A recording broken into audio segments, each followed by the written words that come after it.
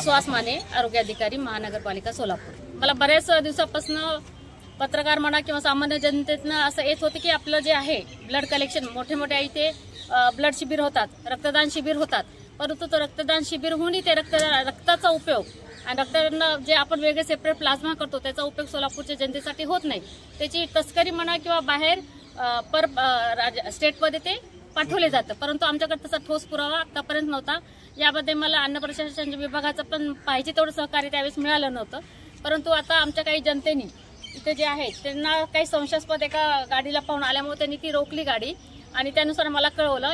इथं आल्यानंतर त्यात पूर्णपणे तो जो टेम्पो आहे अशा प्रकारचा टेम्पो आहे की ज्याच्यात आपण वांगी, बटाटे वगैरे जो भाजीपाला पाठवू शकतो अशा टेम्पोमध्ये, सर्वसाधारण टेम्पोमध्ये प्लाझ्माच्या काही बॅग्स सापडल्या आहेत.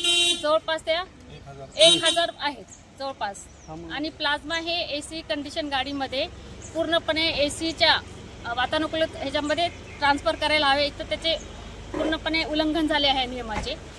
आणि त्यामुळे आम्ही ही गाडी इथे व्यवस्थित चेक करून तो प्लाझ्माच्या ब्लड बँकेतनं कलेक्ट केला आहे. तिथे आम्ही आता परत पाठवत आहे. अन्न प्रशासनाचे अधिकारी आल्यानंतर चौकशी होऊन त्यांच्यावर रितसर कायदेशीर कारवाई आम्ही करणार आहोत. इलिगली आहे का अनलिगली मॅडम? इलिगली नाही, टोटल इलिगली. सोलापूरमध्ये डेंग्यूचे पेशंट एवढे वाढले आहेत की इथं प्लाझ्मा आपल्या लोकांना गरजेचं आहे.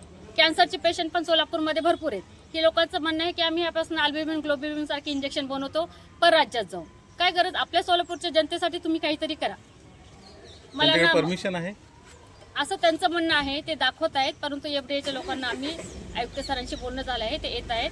त्यांच्यानुसार आपण त्यांच्या परमिशन पाहूया. त्यांनी यामध्ये एक ब्लड बँक आहे का अनेक ब्लड बँकाचा सहभाग आहे? त्यांनी आम्हाला तर माहिती 8-9 ब्लड बँक आहेत की ज्या इलिगल हे सर्व करतात. तुमचे अधिकारी किती वेळेस त्यांना व्हिजिट केलेले आहेत? ब्लड बँकेला आम्ही 2-3 ठिकाणीच व्हिजिट केले, कारण ब्लड बँक हा पूर्णतः एफडीएचा विषय येतो. पण जेव्हा ही तस्करी होते आरोग्याशी जे ब्लडच्या संदर्भात आहे ते आमच्या कॉर्पोरेशनच्या अंडर आहे. मॅडम, SBITचा नियम काय सांगतो की तुम्हाला 2 जरी पिशव्या पाठवायच्या असल्या तर त्यात तुम्ही सिव्हिलच्या हेडची परमिशन घ्यावी लागते. ही परमिशन त्यांनी दाखवली का? नाही ना, दाखवली नाहीये. त्यासाठी आम्ही रीन सरांशी पण कॉन्टॅक्ट केला आहे. सरांचं पण सजेशन प्लाझ्मा जिथून अक्विजिशन होईल त्यानंतर जयकर सर आणि जे आहे एफडीएची जी परमिशन दिलेली आहे ती जर इलिगल असेल तर त्यांच्यावर कायदेशीर कारवाई होणार.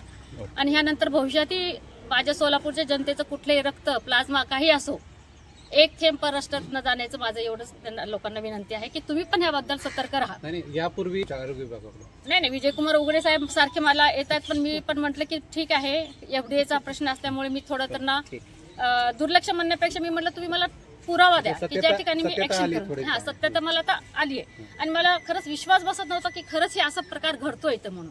परंतु हा जो प्रकार पाहिला आहे, हा जो टेम्पो पाहिला आहे, त्यावर ना की गुजरात, बाकीच्या राज्याच्या लोकांना, सोलापूरच्या जनतेचं ना रक्ताचं काय किंमत आहे ना त्यांच्या प्लाझ्माची काय किंमत आहे.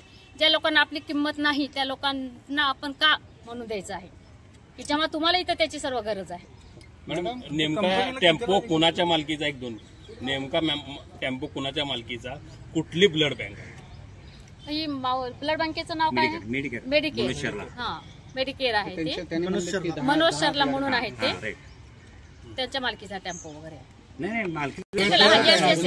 टेम्पलेट त्यांची आहे. ते गुजरातून आलेलं आहे. गाडी गुजरातची आहे.